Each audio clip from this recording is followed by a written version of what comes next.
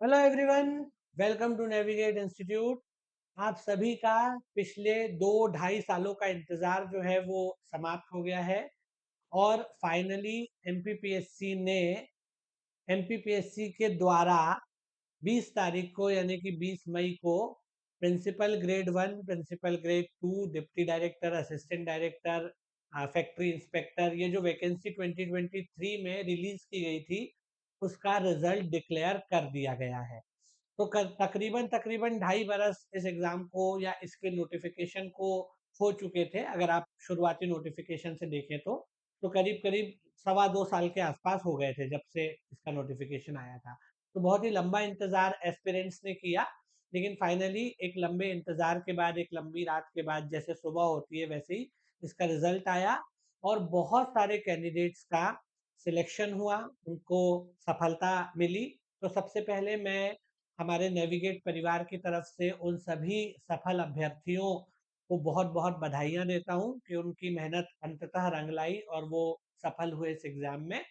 और जो कैंडिडेट जिन्होंने एग्जाम दिया था लेकिन सफल नहीं हो पाए, उनको मैं कहूंगा कि आप भी लगे रहिए। आने वाली आगामी परीक्षाओं में आपको भी किसी न किसी एग्जाम में सफलता हासिल हो जाएगी। तो ऐसी कोई उनके लिए निराश होने वाली बात नहीं है। आज का ये जो हमारा सेशन है, इसमें मैं कट ऑफ को लेकर के जो ऊहापोह की स्थिति बनी हुई है उन सब उससे आपको अवगत कराऊंगा। क्योंकि हमारे यहाँ हमारे अपने इंस्टीट्यूट से बहुत सारे स्टूडेंट्स का सिलेक्शन हुआ है। अभी तक जो जानकारी पिछले 4-5 दिनों में हम लोगों के पास आई है उसके हिसाब से करीब करीब 90 से 100 स्टूडेंट्स ऐसे हैं जिन्होंने कॉल करके बताया है और जिनको हमने भी अपने डेटा से मैच किया या वेरीफाई किया। तो उस हिसाब से करीब करीब 100 के आसपास स्टूडेंट्स जो हैं हमारे यहाँ से सिलेक्ट हुए हैं। तो इसीलिए इसको आप तक आपसे मुखातिब होने में या आपसे बातचीत करने में थोड़ा सा समय जो है वो लंबा लग गया, क्योंकि पिछले 4-5 दिनों से हम इसी सब में लगे हुए थे। कैंडिडेट से लगातार बात कर रहे थे, उनके साथ लगातार संपर्क में बने हुए थे और फाइनली जब हमारे पास एक डेटा आ गया कि कितने सारे स्टूडेंट्स जो है हमारे सिलेक्ट हुए हैं, तो उसके बाद फिर हमने सोचा कि इस खुश खबर को या इस सफलता को आप सभी के साथ हम शेयर करें, क्योंकि ये हमारे लिए भी बहुत गौरव और हर्ष का विषय है कि इतने सारे कैंडिडेट्स हमारे सिलेक्ट हुए, जिनको हमने पढ़ाया, जिनको हमने गाइड किया, रिटर्न एग्जाम के लिए भी, इंटरव्यू के लिए भी। तो एक बहुत हर्ष और गौरव का विषय उन सब के लिए भी है, उनके परिजनों के लिए भी है, उनके परिवारों के लिए भी है और एक संस्था के रूप में हम सब के लिए, हमारी नेविगेट टीम के लिए भी ये बहुत खुशी का मौका है। तो मैं फिर से एक बार उन सभी सफल अभ्यर्थियों को अपने पूरे नेविगेट परिवार की तरफ से बधाइयां प्रेषित करता हूं। और जहां तक कट ऑफ की बात है तो अभी कैंडिडेट से भी हमारी बातचीत चल रही थी और फिर जो एग्जाम का रिजल्ट आया है उसको भी हमने एनालाइज किया, क्योंकि उसको एनालाइज करने में थोड़ा टाइम लगा। तो उस हिसाब से जो कट ऑफ का अभी हमारे पास डेटा है वो मैं आपके साथ थोड़ा सा शेयर करूंगा ताकि आप लोगों को कट ऑफ का एक अनुमान लगे। एक तो ये है कि अभी जो रिजल्ट निकले हैं उसमें रिजल्ट तो कमीशन ने दोनों वाला दिया है। मतलब 87% के हिसाब से मेन रिजल्ट दिया है और रिजर्व रिजल्ट जो बाकी ओबीसी कैटेगरी का जो 14% का है उसको रिजर्व कैटेगरी में डाल दिया गया है।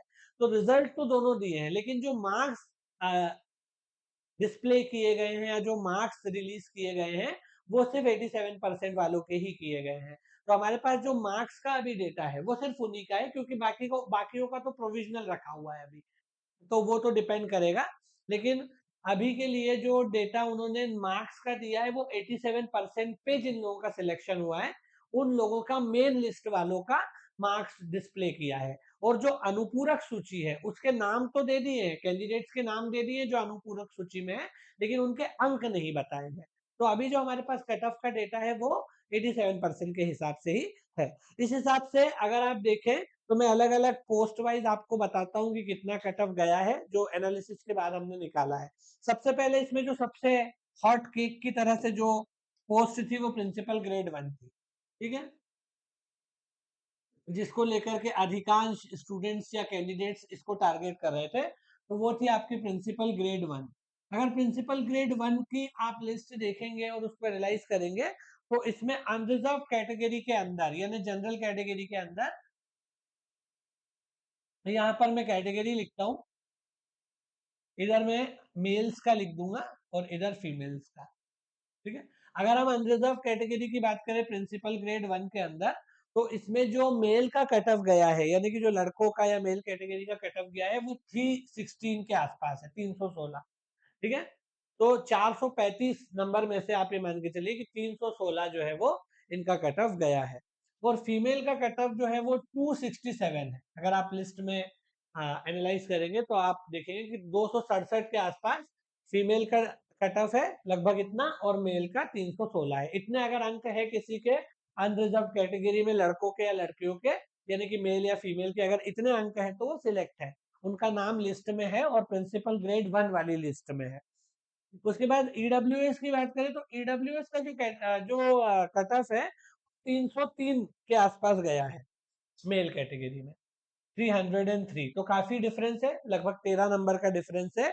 और अगर हम फीमेल कैटेगरी में देखें तो ये और भी ज्यादा है, लगभग 30 अंकों का डिफरेंस है, 237 फीमेल कैटेगरी में 30 अंकों का डिफरेंस है। तो फीमेल कैटेगरी में ईडब्ल्यूएस में 267 कट ऑफ है और मेल कैटेगरी में 303 है। मेल कैटेगरी में तो 13 ही नंबर का अंतर है, लेकिन फीमेल कैटेगरी में 30 नंबर का अंतर ईडब्ल्यूएस और जनरल के बीच में है, जो कि बहुत बड़ा अंतर है। तो अगर आप में से कोई लोग ईडब्ल्यूएस का सर्टिफिकेट बना सकते हैं तो बनवाएं, उसको इग्नोर न करें। इससे एक बात समझ में आ रही है, क्योंकि एक एक मार्क्स पर ही कई कैंडिडेट अंदर बाहर हो जाते हैं। तो अगर 13-15 नंबर, 13-14 नंबर बहुत बड़ा आंकड़ा है, और 30 नंबर तो और भी बड़ा आंकड़ा है। तो अगर आप बनवा सकते हैं, आप उस कैटेगरी में फॉल हो रहे हैं, बनवा सकते का ये मतलब नहीं कि इलीगल बनवा लें।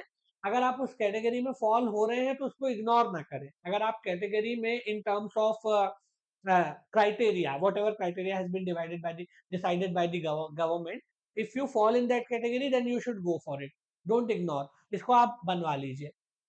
उसके बाद ओबीसी की बात करते हैं, उससे पहले मैं एसटी और एससी का थोड़ा आपको बता देता हूँ। एससी कैटेगरी जो है उसमें जो कट ऑफ गया है वो 270 है मेल कैटेगरी में, 270, और फीमेल कैटेगरी की अगर हम बात करें तो 213 के आसपास ही है, 213। एसटी कैटेगरी की अगर हम बात करें प्रिंसिपल ग्रेड 1 में तो ये 227 है, और फीमेल कैटेगरी में ये और भी कम है, लगभग 206, 206 है, ठीक है। तो आप देखिए कि एसटी और जनरल के बीच में करीब करीब 90 अंकों का फर्क है, जो कि बहुत बड़ा फर्क है ना। 227 और 316, करीब करीब 90 अंकों का अंतर है। और ओबीसी की बात करें तो ओबीसी में, इसमें अभी हमको जो डेटा समझ में आया है उस हिसाब से ओबीसी की जो हैंडीकैप कैटेगरी है उसमें 175 है, ठीक है। तो ये एक कट ऑफ है जो हमने एनालाइज करके निकाला है, तो इतना अंतर है। अब आप देखिए कि ये प्रिंसिपल ग्रेड 1 का कट ऑफ है। अगर इसके अलावा मैं दूसरी पोस्ट की बात करूं, जैसे एक पोस्ट इसमें डिप्टी डायरेक्टर की थी, अगर मैं डेप्यूटी डायरेक्टर की पोस्ट की बात करूं, या पहले प्रिंसिपल ग्रेड 2 की बात कर लेते हैं।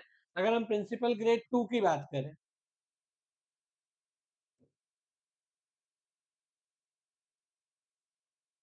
तो प्रिंसिपल ग्रेड 2 में अगर आप अनरिजर्व कैटेगरी में देखेंगे मेल्स का, अनरिजर्व कैटेगरी में यानी कि जनरल कैटेगरी में अगर आप मेल्स का देखेंगे तो 291 कट ऑफ है, और फीमेल का 231 है ना। इतना अगर आपके मार्क्स हैं, अगर जनरल कैटेगरी में लड़कों के 291 और लड़कियों के 231 या इससे ज्यादा, तो आप सिलेक्टेड कैंडिडेट की लिस्ट में आ जाएंगे, ठीक है। अगर इससे ज्यादा आपके मार्क्स हैं तो, है ना। ओबीसी कैटेगरी की अगर मैं बात करूं नॉन क्रीमी लेयर में, एनसीआर ओबीसी, एनसीएल, ठीक है। ओबीसी कैटेगरी एनसीएल की अगर हम बात करें तो उसमें मेल्स का कट ऑफ बहुत ज्यादा डिफरेंस नहीं है, 6-7 नंबर का है, 284, 284, और फीमेल का आप देखेंगे तो इसमें थोड़ा डिफरेंस है, 217, ठीक है, 270। तो मेल्स में तो ज्यादा डिफरेंस नहीं, 6-7 नंबर का ही डिफरेंस है, फीमेल में थोड़ा डिफरेंस है, लगभग 15 नंबर, 14-15 नंबर के आसपास, तो 217 लगभग 14 नंबर का है ना। तो ये ओबीसी का है। इतने अगर आपके मार्क्स है ओबीसी नॉन क्रीमी लेयर में मेल फीमेल में, तो आप सिलेक्ट हो जाएंगे प्रिंसिपल ग्रेड 2 में। ईडब्ल्यूएस का जो वो है, इसमें 273 गया है मेल्स में, और फीमेल में ये जो कट ऑफ है ये लगभग 257 के आसपास गया है, 270। एससी की बात करूं प्रिंसिपल ग्रेड 2 में तो एससी में 226 मेल कैटेगरी में गया है, और फीमेल कैटेगरी में 182, बहुत अंतर है। अगर आपके एससी कैटेगरी में फीमेल अगर आप है तो आपके 182 प्लस पे आपका सिलेक्शन है ग्रेड 2 में, प्रिंसिपल ग्रेड 2। एसटी की बात करें तो इसमें 200 नंबर जो है वो गया है मेल का, और फीमेल का बहुत ही कम गया है 168। अगर आप 168 एससी एसटी कैटेगरी की फीमेल है तो आपका सिलेक्शन प्रिंसिपल ग्रेड 2 पे हो जाएगा। डिपेंड करेगा फिर आपका प्रेफरेंस भी उसमें, पर ये इसमें है। ठीक है, तो ये प्रिंसिपल ग्रेड 2 का है।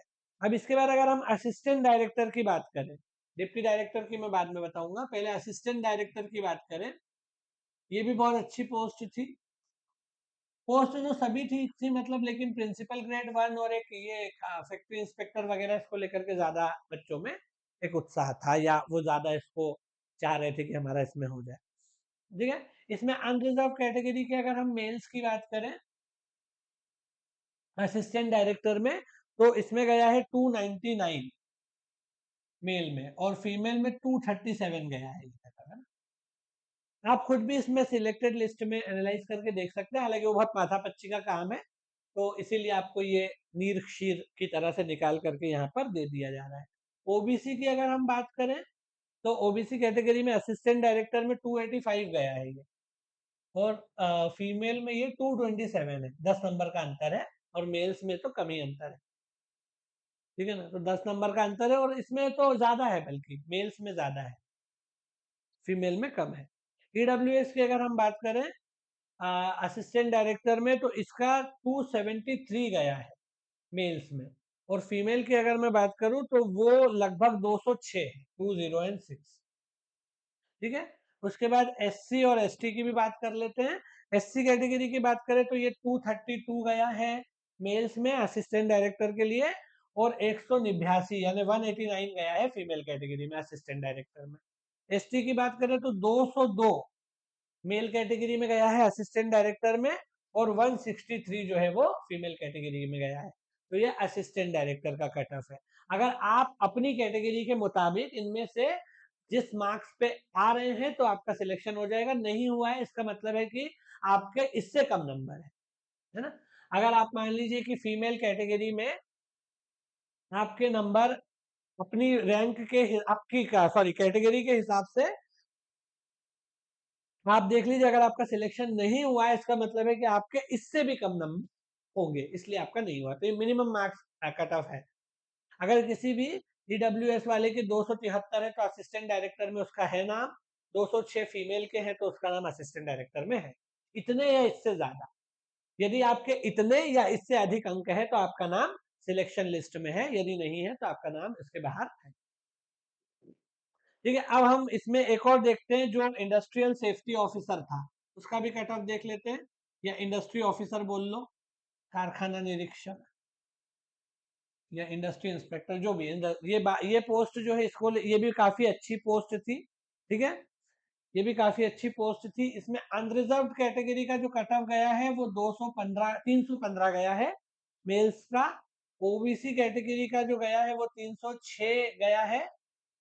ईडब्ल्यूएस की अगर हम बात करें तो 281 गया है, और एससी की अगर हम बात करें तो 225 गया है। ठीक है ना, 225 नहीं, 255 है, 255, 255, 255 गया है। ठीक है, तो ये इंडस्ट्री ऑफिसर का कट ऑफ इतना गया है। बाकी इसमें जिस जिस हिसाब से पोस्ट रिजर्व थी उस हिसाब से ही मैंने आपको बताया है, बाकी जो है वो इतनी पोस्ट के हिसाब से मैं आपको बताते जा रहा हूँ।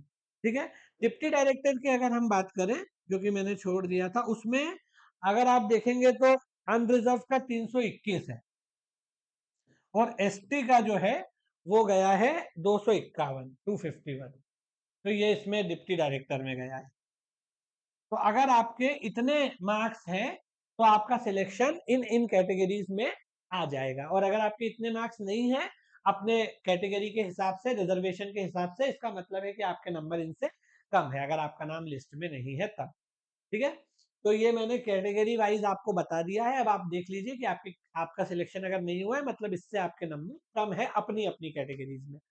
और अब जो है, क्योंकि देखो कट ऑफ का एनालिसिस हम लोग इसलिए करते हैं ताकि आगामी परीक्षा के लिए हम अपनी रणनीति बना सके, स्ट्रैटेजी बना सके, कि क्योंकि कट ऑफ से ही हमको अंदाजा लगता है कि हमें अब तैयारी का स्तर क्या रखना है। अब किस हिसाब से तैयारी करनी है। कट ऑफ को एनालाइज करने का एक ही उद्देश्य होता है कि आगामी परीक्षाओं के लिए हम एक प्रभावपूर्ण और एफिशिएंट स्ट्रेटजी बना सके, अपना टारगेट निर्धारित कर सके कि हमें कितने टारगेट रखना है अब। तो अब आप मान के चलिए कि अब जो एग्जाम होने वाली है सितंबर में, इसकी शायद डेट आ गई 21 सितंबर। अब जो एग्जाम होने वाली है, अब आप इस कट ऑफ के हिसाब से मान के चलिए कि कट ऑफ कितना जाएगा। अब ये कट ऑफ बहुत ज्यादा बढ़ेगा। इसके दो कारण हैं। इस साल जो एग्जाम होगी 2015 में, अब ये कट ऑफ जो है उसमें काफी बढ़ोतरी होगी।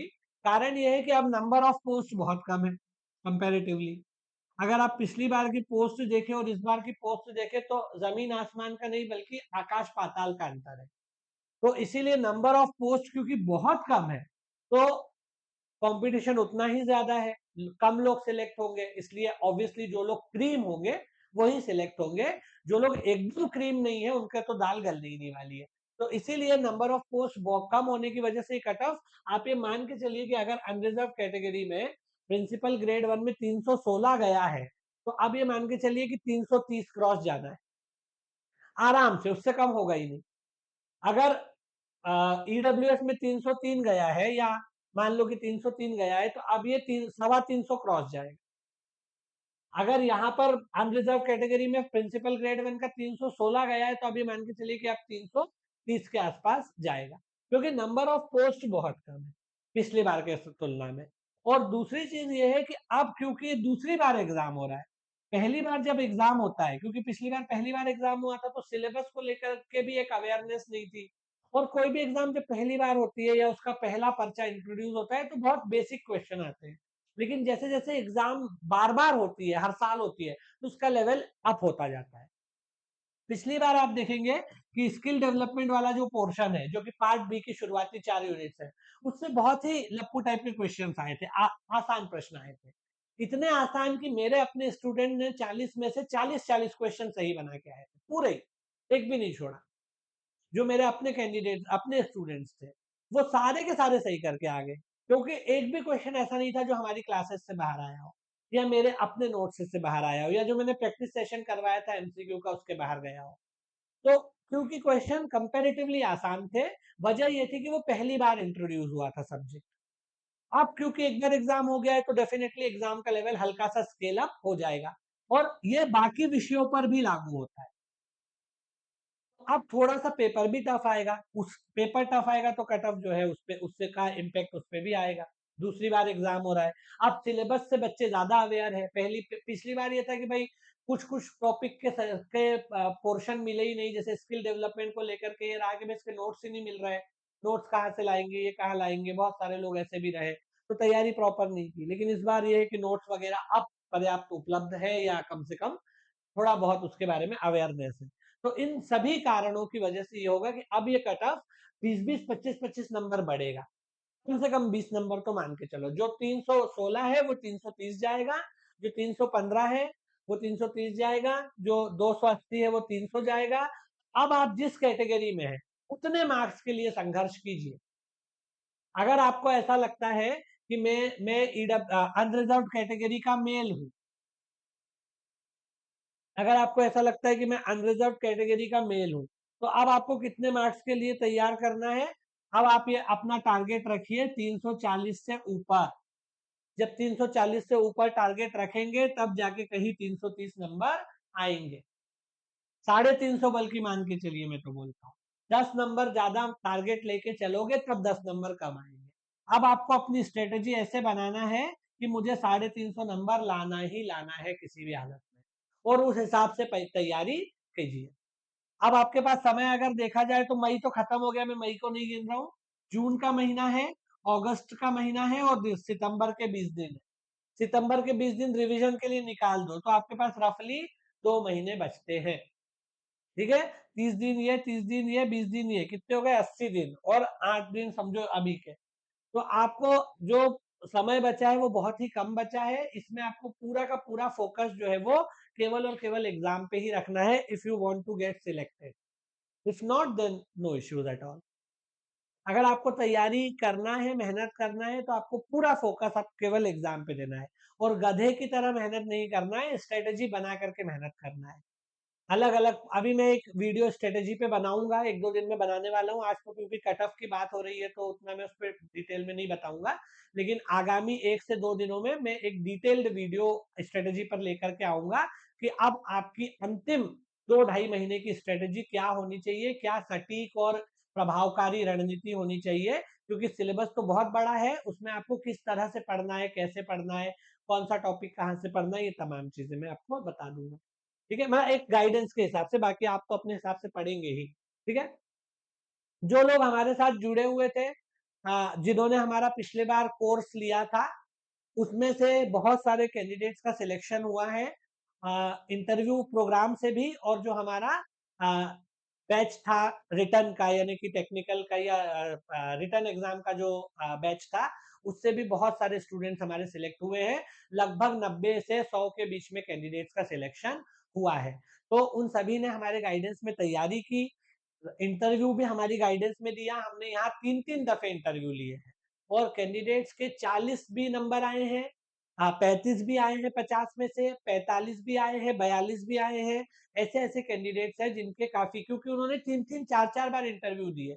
वो हमारे इंटरव्यू गाइडेंस प्रोग्राम का भी हिस्सा रहे, मॉक इंटरव्यूज़ का भी रहे, और रिटन एग्ज़ाम का जो कोर्स था, उससे भी कई सारे स्टूडेंट्स का सिलेक्शन हुआ। उन्होंने क्योंकि स्टिक रहे हमारी तैयारी के साथ। तो हमारे यहाँ से बहुत सारे कैंडिडेट सिलेक्ट हुए हैं। सुरभि पांड्या है, अरविंद कुमार है, मेघा है, अमरीश कुमार सिंह है, नरेश, सचिन, ये सब हमारे स्टूडेंट्स थे। अंकित, अंकित दामोर, प्रवीण जामरे, सपना, सपना चौधरी जो है, रोहित है, शुभम मिश्रा है, सुमित कुमार पांडे है, श्रुति, विवेक, ये सभी लोग जो है सिलेक्टेड लिस्ट में है। अर्पित शुक्ला, अर्पित हमारे रिटर्न जो कोर्स था उसके कैंडिडेट मतलब स्टूडेंट रहे, उनकी फर्स्ट रैंक आई है। अर्पित जो है, उनकी फर्स्ट रैंक आई और उन्होंने जॉब में रहते हुए ये रैंक सिक्योर की है। अनरिजर्व कैटेगरी के हैं और जॉब में थे, फुल टाइम जॉब कर रहे थे और उसके बाद उन्होंने जॉब में रहते हुए ये रैंक जो है वो सिक्योर की है। तो बहुत ही अच्छा परफॉर्मेंस उनका रहा। वो भी हमारे रिटर्न बैच का स्टूडेंट था, मतलब हमारे साथ उसने तैयारी की थी। उसके बाद आयुषी है, हेमंत वर्मा, उसके बाद रंजना, रंजना भी हमारी स्टूडेंट है, रविंद्र कुमार, अंकिता, वंदना डावर, वंदना डावर जो है वो लगातार हमारे साथ रही। वो मतलब इंटरव्यू में भी थी और रिटर्न के कोर्स में भी थी, दोनों में थी वो। माधुरी, माधुरी भी लगातार रही, उन्होंने 2-3 बार इंटरव्यूज दिए, इंटरव्यू में उनको काफी शुरुआत में दिक्कतें थी, लेकिन बाद में उनका इंटरव्यू में काफी अच्छा परफॉर्मेंस रहा है, जबकि शुरू में उनको थोड़ी समस्या आ रही थी। पूजा तिवारी, ये भी हमारी स्टूडेंट है। अभिनव, अभिनव भी स्टूडेंट जो है वो इंटरव्यू में भी रहे, उन्होंने भी 2-3 बार मॉक इंटरव्यूज दिए हमारे साथ। राजेंद्र, कृष्णा गोयल, उसके बाद अमिताभ हैं, माधुरी हैं, उषा रामटेके, उषा भी लगातार, मतलब वो रिटर्न में भी थी और इंटरव्यू में भी थी। पलक, श्वेता, रीना, उसके बाद सरोज, ये सभी हमारे कैंडिडेट्स हैं। और भी हैं, मैं जितनों के नाम यहाँ ले पाया ले लिए मैंने। ये सभी हमारे स्टूडेंट्स हैं जो you know who have come out with flying colours in this exam, जिन्होंने बहुत अच्छी सफलता अर्जित की है। सबके नाम तो यहाँ लेना पॉसिबल नहीं है, पर सभी को मैं एक साथ बधाई देता हूँ कि उनका बहुत अच्छा परफॉर्मेंस रहा है। अब आने वाले कोर्स के लिए, आने वाले एग्जाम के लिए, मतलब जो कि अब 2 ढाई महीने का आपके पास समय है, तो अब आप सब भूल करके केवल तैयारी कीजिए। नंबर ऑफ पोस्ट कम है, लेकिन अगर आप मादा रखते हैं, तैयारी करना चाहते हैं, तो फिर आप नंबर ऑफ पोस्ट को मत देखिए, क्योंकि उसको उसको तो आप चेंज नहीं कर सकते, वो तो जो आना थी आ गई है। लेकिन फिर भी अगर आप दिन भर में 6 से 8 घंटे पढ़ते हैं डेली बेसिस पे, तो ये अश्योर किया जा सकता है कि आपका सिलेक्शन हो जाएगा। अगर आप सही स्ट्रैटेजी, सही डायरेक्शन, सही रणनीति और सही डिसिप्लिन के साथ और कंसिस्टेंसी के साथ मेहनत करते हैं। पर आपकी रणनीति सही होनी चाहिए, डिसिप्लिन होना चाहिए और लगातार बिना रुके कम से कम दिन में 8 से 10 घंटे आपको सघन तैयारी करनी पड़ेगी।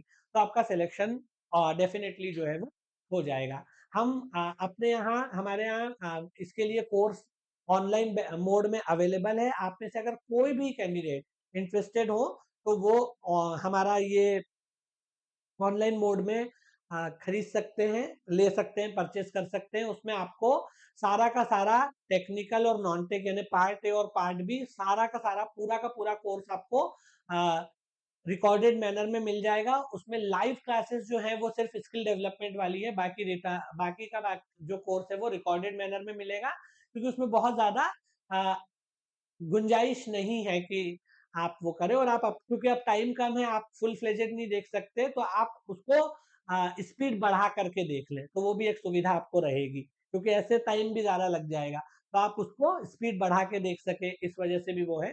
तो हमारा जो कोर्स है वो दो ऑनलाइन मोड में अवेलेबल है, आप उसको लेना चाहें तो ले सकते हैं। उसमें आपको सारे नोट्स भी मिल जाएंगे और एमसीक्यूज भी मिल जाएंगे, और बाकी प्रैक्टिस शीट वगैरह, टेस्ट, नोट्स सारे के सारे एक साथ मिल जाएंगे। उसके बाहर आपको कुछ भी पढ़ने की जरूरत नहीं है। क्लासेस अटेंड कीजिए और नोट्स पढ़िए, उसके अलावा आपको कोई एक शब्द भी एक्स्ट्रा नहीं पढ़ना है, ठीक है? तो आपका काम उसी से हो जाएगा। मेरा स्किल डेवलपमेंट वाला पोर्शन, क्योंकि उसमें मैंने लिया है, तो स्किल डेवलपमेंट वाले पोर्शन में आपको 40 से ज्यादा क्लासेस हैं, और उसके अलावा डेढ़-डेढ़ घंटे की क्लासेस हैं, मतलब 40 क्लासेस हैं और 1.5 घंटे की एक क्लास है। तो आप ये मान के चलिए कि करीब-करीब वो 60 घंटे से ऊपर की क्लासेस आपको मिलेंगी। और साथ ही साथ उसमें एमसीक्यूज का प्रैक्टिस सेशन भी है। तो करीब 30 से ऊपर प्रैक्टिस सेशन है, और हर प्रैक्टिस सेशन में 30 से ऊपर या 30-40, 30-40 के लगभग क्वेश्चन हमने करवाए हैं। तो उस तरह से आपको कई सारे क्वेश्चंस जो है मिल जाएंगे। लगभग 1000 एमसीक्यूज की प्रैक्टिस में वहां पर करवा चुका हूँ और करवा रहा हूँ। 1000 से ऊपर एमसीक्यूज आपके सॉल्व हो जाएंगे, और बाकी जो पोर्शन है उसमें भी ऐसा ही रहेगा। तो अब अभी जो है, आप तैयारी को सही दिशा दीजिए, उसको चैनलाइज कीजिए, और इस कोर्स के साथ अगर आप जुड़ना चाहें तो जुड़ सकते हैं। तो जो लोग सफल हुए हैं उन सभी को एक बार फिर बधाइयाँ, और जो लोग तैयारी कर रहे हैं उनको शुभकामनाएं और ऑल द बेस्ट। हमारी पूरी टीम की तरफ से लगे रहिए, आपका नाम भी इस लिस्ट में अगली बार जरूर आएगा। इसी इसी पॉइंट पर, इसी बात पर मैं आज के सेशन को समाप्त करता हूं। अगला सेशन में तैयारी की स्ट्रेटेजी के लिए आपके साथ लेकर के रहूंगा, तो आप उसमें अटेंड कीजिए, ताकि हम लोग थोड़ा सा क्या स्ट्रेटेजी रहनी चाहिए उस पर डिस्कस कर सकें। ठीक है, तो आज के सेशन को यहीं पे खत्म करते हैं। अगले सेशन में फिर आपसे मुलाकात होगी। बने रहिए नेविगेट इंस्टीट्यूट के साथ। Thank you very much.